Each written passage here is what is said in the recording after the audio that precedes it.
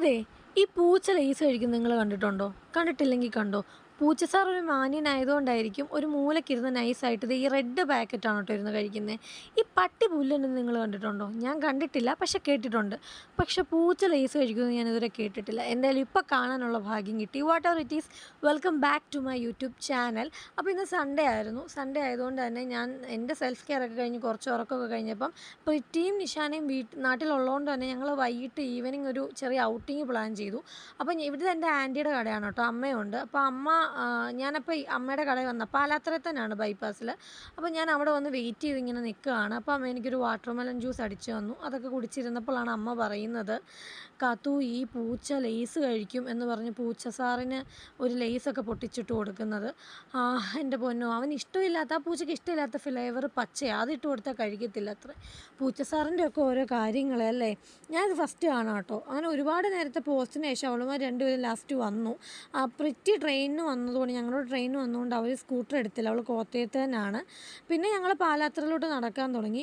ഈ പാലാത്ര എന്ന് പറയുമ്പോൾ സത്യം പറഞ്ഞാൽ എനിക്ക് ഭയങ്കര അത്ഭുതം കേട്ടോ. എന്താണെന്നറിയാമോ, ഒരു 3-4 വർഷമായിട്ടേ ഉള്ളൂ ഈ ബൈപ്പാസ് പാലാത്ര ചങ്ങനാശ്ശേരി ഇത്രയും അങ്ങ് പോപ്പുലറായത്. കാരണം ഒരു 4-5 വർഷം മുമ്പ് വരെ ഈ റോഡിൻ്റെ രണ്ട് സൈഡും കണ്ടവും വെള്ളവും അല്ലാതെ ഒരൊറ്റ കുഞ്ഞുങ്ങളെ പോലും, അന്നും വണ്ടി ഇതുവഴി പോകുന്നുണ്ടായിരുന്നു, പക്ഷെ ഒറ്റ കടകളില്ലായിരുന്നു.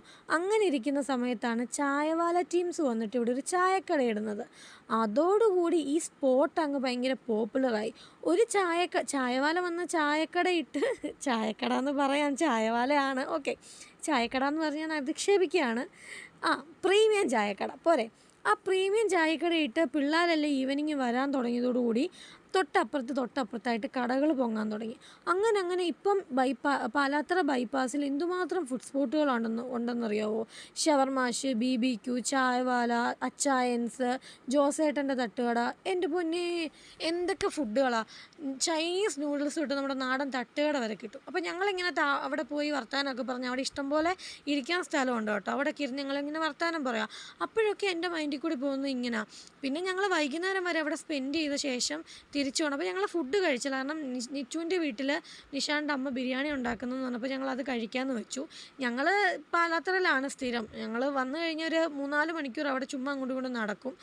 അത് കഴിഞ്ഞിട്ട് പിന്നെ ആൻറ്റി തൈര് വാങ്ങിച്ചുകൊണ്ട് വരാൻ പറഞ്ഞു. തൈരൊക്കെ വാങ്ങിച്ചപ്പോൾ ആൻറ്റി ചെറിയ ബിരിയാണി കംപ്ലീറ്റ് ആയിട്ടില്ലായിരുന്നു, അതുവരെ ഞങ്ങളപ്പം അവിടെ ഇരിക്കണം. അപ്പോൾ ഇന്ന് ഇന്ത്യയുടെ കളിയല്ലേ, ഇന്ത്യയും ഇതുമായിട്ട്. അപ്പം പ്രത്യേക അതൊക്കെ കാണാൻ ഫൈനലി ഞങ്ങൾ ബിരിയാണിയൊക്കെ കഴിച്ചു. ഒന്നും പറയാനില്ല, അടിപൊളി ബിരിയാണി ആയിരുന്നു.